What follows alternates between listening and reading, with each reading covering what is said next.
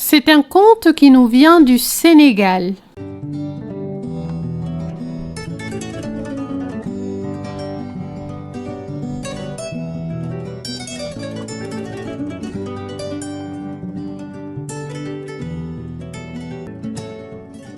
Salut à toutes et à tous, bienvenue sur la chaîne Nounal Keboulan. Avant de commencer, nous vous invitons à vous abonner à notre chaîne et à activer les notifications via la petite cloche en bas à droite sous la vidéo, ce qui vous permettra d'être informé des prochaines histoires publiées. Ceci étant dit, nous vous souhaitons une agréable écoute.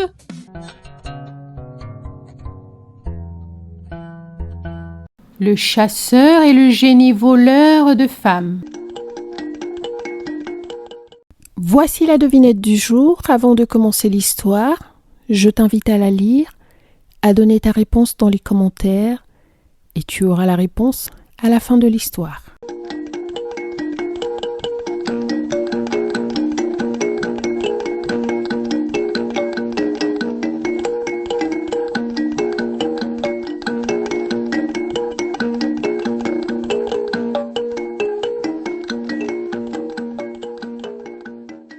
Il y avait un génie qui voulait la femme des nouveaux mariés.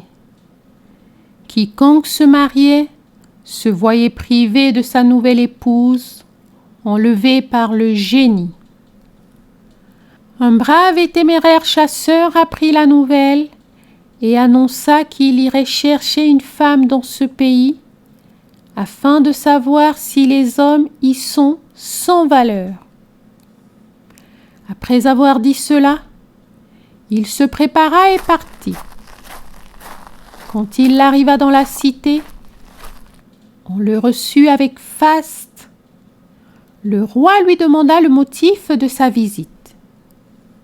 Le chasseur lui dit qu'il venait prendre femme. Le roi lui dit : « Ici, tu ne peux obtenir une femme. Car à tous ceux à qui on a donné une épouse, le génie l'a enlevée, et toutes ces épouses ont été ainsi perdues à jamais. » Le jeune homme répondit au roi : « Moi, je suis un chasseur. Si tu me donnes ta fille en mariage, et si le génie me la prend, je lutterai avec lui. Toi, observe-moi simplement. Ne te préoccupe que de moi. Ce que tu dis, est-ce que c'est sûr ? demanda le roi.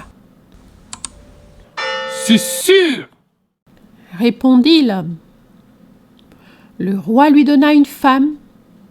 Le mariage fut célébré durant 3 jours.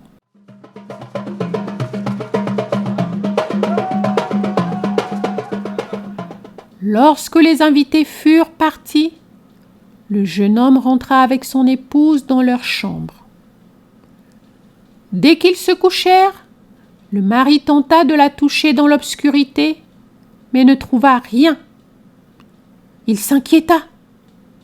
Il se leva et alla voir le père de la mariée. Il lui dit qu'en effet, il avait eu raison. Le génie était venu voler son épouse. Le matin, il alla trouver un marabout et lui dit : « J'ai épousé une femme et le génie est venu la prendre. » Le marabout regarda les signes et lui dit : « Le génie ? Toutes les personnes qui l'ont enlevé d'ici, il les a emportées au-delà du fleuve. Si tu peux dépasser le fleuve, tu pourras tuer les génies. Les génies se trouvent dans une antilope jument. Dans cette antilope, il y a un kéouel. Dans cette petite antilope, il y a un corbeau. Dans ce corbeau, il y a un œuf.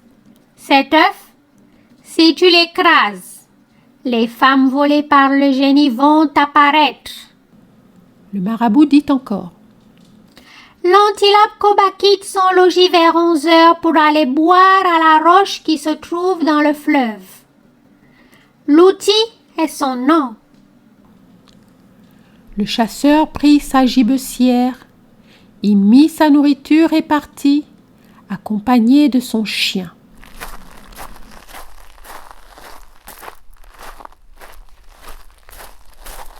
Aussitôt qu'ils furent sortis de la ville, un lion les vit, rugit et courut vers eux.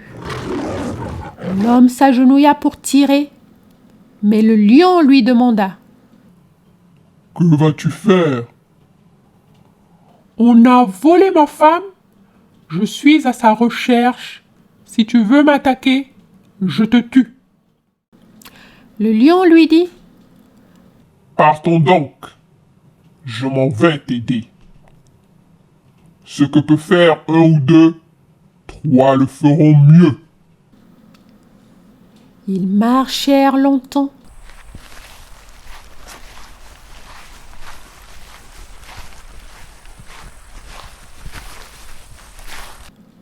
Un aigle venant on ne sait d'où plana au-dessus du chasseur. L'homme voulut le tuer. L'aigle dit: « Que vas-tu faire de moi ? » On a volé ma femme. Je suis à sa recherche. Si tu m'attaques, je te tue tout de suite. L'aigle lui dit: « Allons-y, je vais t'aider. Ce que 2 ou 3 peuvent faire, 4 le pourront mieux. » L'homme avec les 3 animaux chemina dans la brousse. Quand ils arrivèrent au bord du fleuve, le lion creusa un trou profond.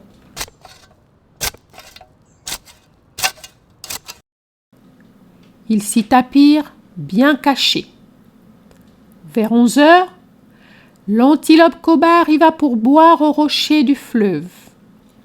Le lion bondit et tomba sur elle. Il les ventra. La petite antilope sortit du ventre et se mit à courir. Le chien la poursuivit.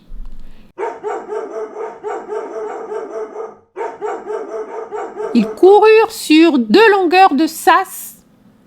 Le chien l'attrapa et les ventra. Un corbeau en sortit et s'envola. L'aigle le rencontra en l'air et le percuta. Le corbeau tomba. L'aigle les ventra. Un œuf en sortit et roula sur le sol. Le chasseur l'écrasa. Aussitôt, on entendit de l'autre rive du fleuve les cris de nombreuses femmes. L'homme retourna à la ville pour appeler les habitants. Quand ils vinrent, chacun prit sa pirogue. Le chasseur, lui, monta sur le lion et ils traversèrent le fleuve. Là-bas, il reconnut sa femme, la reprit et rentra avec elle. Voici la réponse à notre devinette. Merci à ceux et celles qui ont participé. Bravo à ceux et celles qui ont donné la bonne réponse.